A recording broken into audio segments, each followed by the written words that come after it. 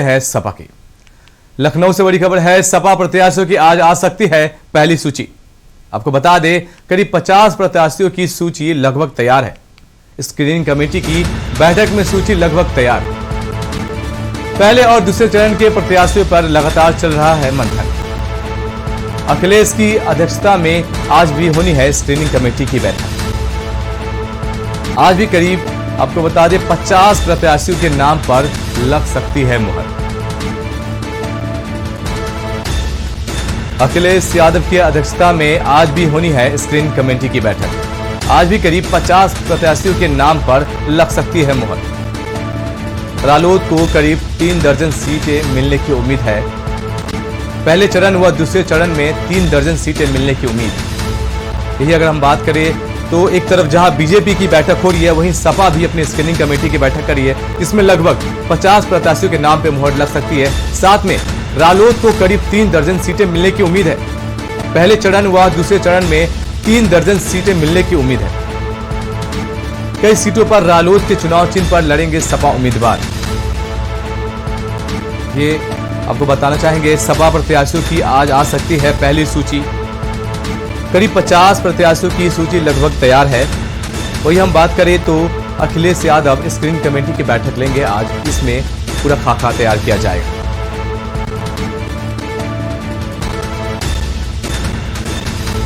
आपको बता दें, अखिलेश यादव की अध्यक्षता में आज भी होनी है स्क्रीनिंग कमेटी की बैठक। इस बैठक में मंथन किया जाएगा, चिंतन किया जाएगा टिकट बंटवारे को लेकर।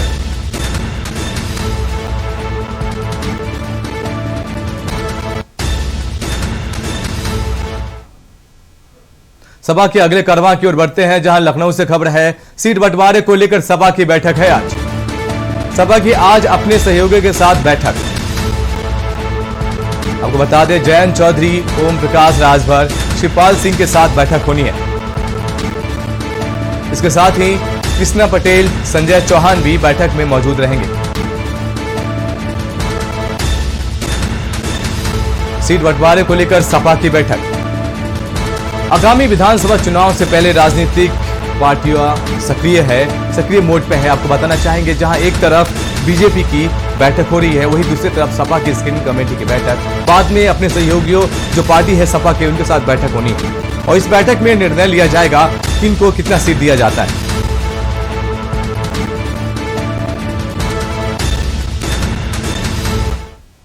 इसी बीच लखनऊ से एक और बड़ी खबर आ रही है। कांग्रेस को लगा झटका। कांग्रेस नेता इमरान मसूद पहुंचे लखनऊ। पार्टी के विधायक मसूद अख्तर भी पहुंचे लखनऊ। दोनों नेता आज ज्वाइन करेंगे सपा। यूपी भाजपा प्रत्याशी चयन पर दिल्ली में बैठक।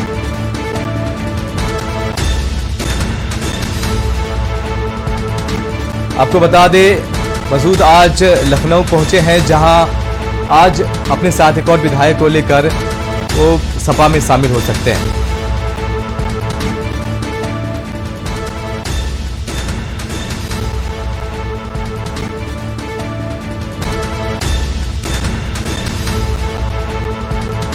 और इसी खबर पे हमारे साथ हमारे संवाददाता चंद्रमणि जुड़ चुके हैं। चंद्रमणि, जिस तरह से लगातार सियासी घमासान मचा हुआ है, सियासी गलियारों में गर्माहट है और आप देख सकते हैं कि सपा की स्क्रीनिंग कमेटी की बैठक है। वहीं अगर हम बात करें, दिल्ली में भी बैठक चल रहा है। ये जमा तोड़ विधायकों का आना, निष्कासित होना या पार्टी छोड़ना, ये लगातार जारी है।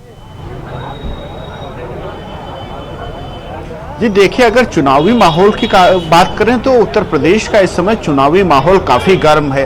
तमाम सियासी दलों का एक दल से छोड़कर दूसरे दलों में जाना लगातार जारी है और इसी क्रम में अगर आज बात करें समाजवादी पार्टी में, इमरान मसूद जो कि कांग्रेस के एक बड़े चेहरे के तौर पे माने जाते थे, वो अब समाजवादी पार्टी में आज आ सकते हैं। उसके साथ ही में उनके साथ में 1-2 विधायक भी कांग्रेस के यहाँ पर पार्टी ज्वाइन कर सकते हैं। वहीं दूसरी तरफ बात करें टिकटों को लेकर, तो टिकटों सीटों को लेकर आज काफी मंत्रणा होनी है और ऐसी खबरें आ रही हैं कि आज जो समाजवादी पार्टी के सहयोगी दल हैं, जैसे कि रालोद की बात करें या जो अन्य भी सहयोगी दल हैं, उनके साथ बैठकर एक विस्तृत तौर से चर्चा की जाएगी और किन किन प्रत्याशियों को उतारना है उस पर एक प्लान बनेगा। ऐसी भी खबरें आ रही हैं कि रालोद के टिकट पर यानी कि रालोद के सिंबल पर कुछ समाजवादी पार्टी के उम्मीदवार भी चुनाव लड़ सकते हैं। तो तमाम राजनीतिक सरगर्मियां तेज हैं। अब ये देखना होगा कि जो पहली लिस्ट आती है उसमें किनको टिकट मिलता है और उसी के आधार पर आगे का चुनाव निश्चित होगा, क्योंकि तमाम जातीय समीकरण, तमाम क्षेत्रीय समीकरणों को साधने के बाद में ये उम्मीदवारों की घोषणा की जाएगी और इसके बाद में ये भी देखा जा सकता है कि क्या पार्टी के नेता जो जिनको टिकट नहीं मिला, जिनके हाथ निराशा लगी, वो क्या बगावत कर सकते हैं। वो तमाम पहलुओं को ध्यान में रखा जाएगा। तो ऐसी उम्मीद जताई जा रही है कि आज पहली लिस्ट जारी हो सकती है। तो उसको लेकर समाजवादी पार्टी कार्यालय में सुबह से ही भीड़ है। तमाम क्षेत्रों के प्रत्याशी और उनके समर्थक यहाँ पर मौजूद हैं और अब देखना है कुछ ही देर में अखिलेश यादव भी पहुंच जाएंगे। यहाँ पर कुछ पार्टी के बड़े नेता कार्यालय पहुंच चुके हैं। तो अभी कुछ इंतजार करना पड़ेगा और इंतजार के बाद में आज ऐसा हो सकता है कि पहली सूची जारी हो जाए। जी, लेकिन चंद्रमणि, जिस तरह से पहली सूची जारी की जाएगी, लगभग 50 प्रत्याशियों के नाम उन्होंने फाइनल किया है, इस तरह की खबर है। लेकिन इसके बाद क्या लगता है आपको कि ये जो ऐलान किया जाएगा, टिकटों के प्रत्याशियों के नाम लिए जाएंगे, उसके बाद कितना घमासान देखने को मिलेगा? क्योंकि उनकी सहयोगी पार्टी भी उनके साथ है, उनको भी जस्टिफाई करना है, उनको भी पूरा का पूरा समझौता करना है कि इनको भी जो जितनी सीटें दी जाए वो इनके हक में हो। जी, निश्चित तौर से अगर जब टिकटों का ऐलान होगा उसके बाद में कुछ प्रत्याशियों को जरूर निराशा हाथ लगेगी, क्योंकि प्रदेश में 403 ही विधानसभाएं और 403 ही टिकट दिए जा सकते हैं। अब ये देखना होगा, ये अखिलेश यादव, जयंत चौधरी और जो तमाम पार्टी के वरिष्ठ नेता हैं उन पर जिम्मेदारी है कि पार्टी में बगावत ना हो पाए, कि जिनको टिकट नहीं मिलता है उन्हें कैसे संतुष्ट किया जाए। अगर समाजवादी पार्टी का कोई कार्यकर्ता तमाम दिनों से मेहनत कर रहा है और उसकी सीट किसी गठबंधन के प्रत्याशी को चली जाती तो उसको कैसे मनाएं, वो तमाम जिम्मेदारियां अब पार्टी के बड़े नेताओं पर हैं कि वो किस तरह से समन्वय स्थापित करते हैं और किस तरह से जमीन पर उतरते हैं, क्योंकि जो इस रणनीति में कामयाब हो जाएगा वही प्रदेश में सरकार बनाने में कामयाब होगा। क्योंकि टिकटों के बंटवारों के बाद में जो अंतर कला होती है उसे भी संभालना बड़ी ही जिम्मेदारी होती है और इसकी सबसे बड़ी जिम्मेदारी बड़े नेताओं पर होती है कि कैसे जिनको टिकट नहीं मिला उन्हें समझाया जाए और उनके लिए कुछ अलग से कुछ पद या कुछ आगे की व्यवस्था देखी जाए। तो ये सब तमाम चीजें, तमाम तरह के प्रलोभन दिए जाते हैं। अब ये देखना होगा कि पहली सूची आती है और पहली सूची के बाद में क्या प्रत्याशियों के रिएक्शन होते हैं, क्या जिन्हें टिकट नहीं मिला उनके क्या रिएक्शन होते हैं, तो तमाम चीजों का इंतजार अभी करना होगा। जी, चंद्रमणि, आपके पीछे देखिए, आपके साइड में भी मैं देख रहा हूँ सपा कार्यकर्ता है, उनका हुजूम भरा है। तो क्या उनसे आप बात कर सकते हैं, उनसे ये जानकारी मिलना है कि किस तरह का हुजूम देखने को मिल रहा है और उनके जो समर्थक है, चाहे वो किसी भी पार्टी के हो या जो उनके सहयोगी पार्टी है, उनमें किस तरह का हुजूम देखने को मिल रहा है? जी बिल्कुल, हम यहाँ पे लोगों से भी बात करेंगे। आप लोग यहाँ पर सुबह से ही जमे हुए हैं, क्या कारण है? आज हो सकता है कि हमारे राष्ट्रीय अध्यक्ष अखिलेश यादव जी और क्या नाम है जयंत चौधरी के मुलाकात होने के बाद हमारे पश्चिमी यूपी के टिकट जो किस जिले से आए हैं? बिजनौर। अच्छा, बिजनौर से। तो टिकट की क्या संभावना है, किसे क्या है, किसके खाते में सीट जाने की उम्मीद है? हमारे यहाँ कुछ सीट लोकदल को जाएंगी, कुछ सीट समाजवादी को जाएंगी। हमारा क्षेत्र जो है ये क्या करें, एक पश्चिम क्षेत्र अजीत क्या नाम है जयंत चौधरी और अखिलेश यादव माननीय नेताजी भैया का है। कहाँ से आए आप भाई? मैं सीतापुर से हूँ। अच्छा, सीतापुर में। तो सीतापुर में क्या माहौल है? माहौल सब सपा के पक्ष में है। माहौल सपा के पक्ष में है। नौजवान सब परेशान है, गन्ना किसान परेशान है, अन्य जानवरों से परेशान है, रात पर रखाता है। पश्चिमी यूपी वालों से बात कर ले। पश्चिमी यूपी से और कौन कौन है भाई साहब, आप हैं? तो क्या लग रहा है पश्चिमी यूपी में कितनी सीटें मिल सकती हैं रालोद और सपा में? पश्चिमी उत्तर प्रदेश के अंदर सारा जो जनाधार है वो समाजवादी पार्टी का है, भाजपा का वहाँ कुछ नहीं है और गठबंधन ही इंशाल्लाह सरकार बनाएगा। रालोद और रालोद के साथ में समाजवादी पार्टी और अन्य दल और जितने भी साथ में हैं जुड़े। चंद्रमणि, चाहूंगा मैं आपको, एक प्रश्न है कि कल जिस तरह से जो सियासी घमासान हुआ, स्वामी प्रसाद मौर्य जो उन्होंने इस्तीफा दिया है, उसको लेकर जो सपा में आने की जो अटकलें हैं वो साफ है और इसको लेकर आप उन लोगों से राय पूछ सकते हैं। मेन मुद्दा है, चंद्रमणि, सबसे मेन मुद्दा महंगाई का। कल जो सियासी घमासान हुआ है, यानी कि स्वामी प्रसाद मौर्य ने छोड़ी है पार्टी, उसके बाद क्या कुछ परिवर्तन देख रहे हैं? परिवर्तन अवश्य देख रहे हैं, परिवर्तन हो, परिवर्तन की लहर चल रही है। हाँ, परिवर्तन की लहर चल रही है और भैया का 22 में जी क्या लग रहा है इस बार? बहुत लहर चल रही है, सारे भाजपा एकदम खत्म हो गई है। अखिलेश यादव 2022 में मुख्यमंत्री बनेंगे। हम इलाहाबाद प्रयागराज से आए हुए हैं। कांग्रेस से भी आ रहे हैं, इमरान मसूद वगैरह। हाँ, सब उनका स्वागत है और अखिलेश का भरपूर 300 से ज्यादा सीट लाएगी अब मुख्यमंत्री क्या लग रहा है, कहाँ से आए हैं आप? हम प्रयागराज हंडिया विधानसभा से आए हैं और राष्ट्रीय अध्यक्ष जी अगर टिकट सही तरीके से वितरण कर देंगे तो सरकार बनने में कोई भी नहीं, सही तरीके से कैसे वितरण होगा? जैसे क्या जाति जनता- समीकरण क्या? हाँ, जाति समीकरण को देखते हुए और जो जहाँ की जनता जो चाहती हो, भाई जो प्रत्याशी गरीब और मजदूर के आप किस विधानसभा से? हंडिया विधानसभा से आए हैं। वहाँ हंडिया से प्रशांत को लोग लाइक कर रहे हैं। प्रशांत सिंह को अगर टिकट मिल जाएगा तो निश्चित वो विधायक हो जाएंगे, सरकार बनेगी और निश्चित बनेगी और सब लोग परेशान हो जाएंगे महंगाई से एकदम त्रस्त हो चुके हैं। सबसे बड़ा मुद्दा तमाम नेताओं उनसे बात करते हैं। क्या, कहाँ से आए हैं आप? हम लोग कन्नौज से आए हैं और हमारे यहाँ समाजवादी पार्टी की मांग है और वहाँ जनता जो है महंगाई की वजह से ऊब चुकी है। वो ये कह रही, तो कभी गढ़ था पर डिम्पल जी हार गई थी, इस बार तो कुछ ऐसा समीकरण नहीं बनना है। वो समीकरण था लेकिन अब ऐसा कतई नहीं है क्योंकि अभी छापे पड़ रहे हैं बुरी तरीके से वहाँ पर कन्नौज में। तो इस तरीके से जितने भी थे वो सब जो है समाजवादी की तरफ देख रहे हैं। युवा नेता भी हैं, आप लोग युवाओं की बातें ज्यादा होती हैं, युवा किस तरह से देख रहा है इस समय? युवाओं को देखिए, जिस तरह से उत्तर प्रदेश में जो शासन है, बेरोजगारी चमन पे है, हत्या लूट। नहीं, समस्याएं तो अलग चीज है। इस समय टिकटों पर सबसे ज्यादा बात हो रही है, तो अब तो टिकटें देनी है ना। टिकटों को लेकर क्या लगता है, युवाओं को ज्यादा मौका नहीं मिलेगा, क्या होगा?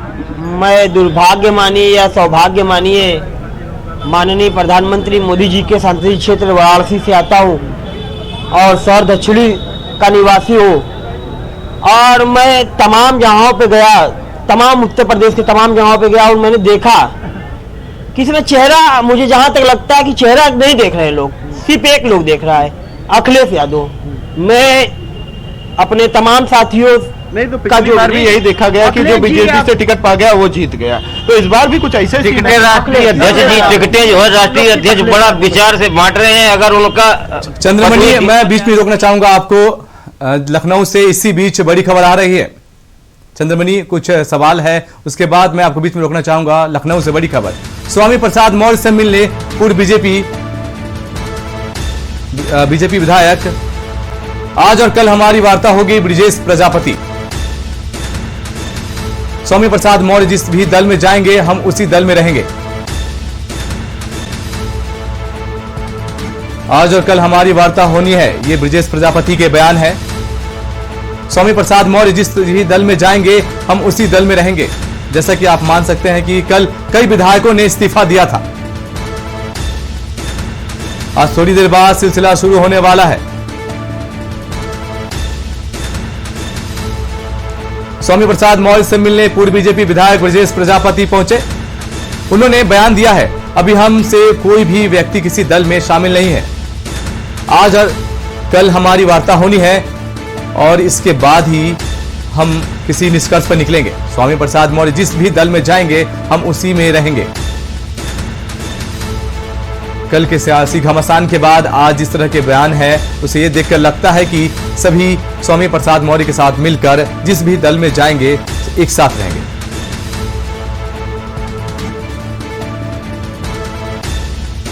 आज थोड़ी देर बाद सिलसिला शुरू होने वाला है। इस तरह के जो बयान है ब्रजेश प्रजापति की तरफ से आया है। उन्होंने कहा है कि स्वामी प्रसाद मौर्य जिस भी दल में जाएंगे हम उनके साथ रहेंगे।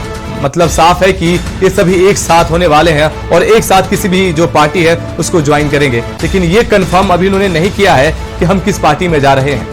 लेकिन अगर कयास की बात करें, सूत्रों की बात करें तो कयास पूरी सपा पार्टी की ओर ये रुख बदलता है।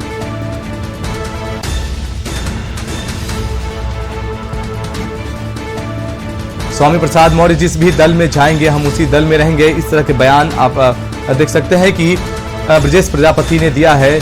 कल के सियासी घमासान के बाद इस तरह के बयान सामने आ रहे हैं।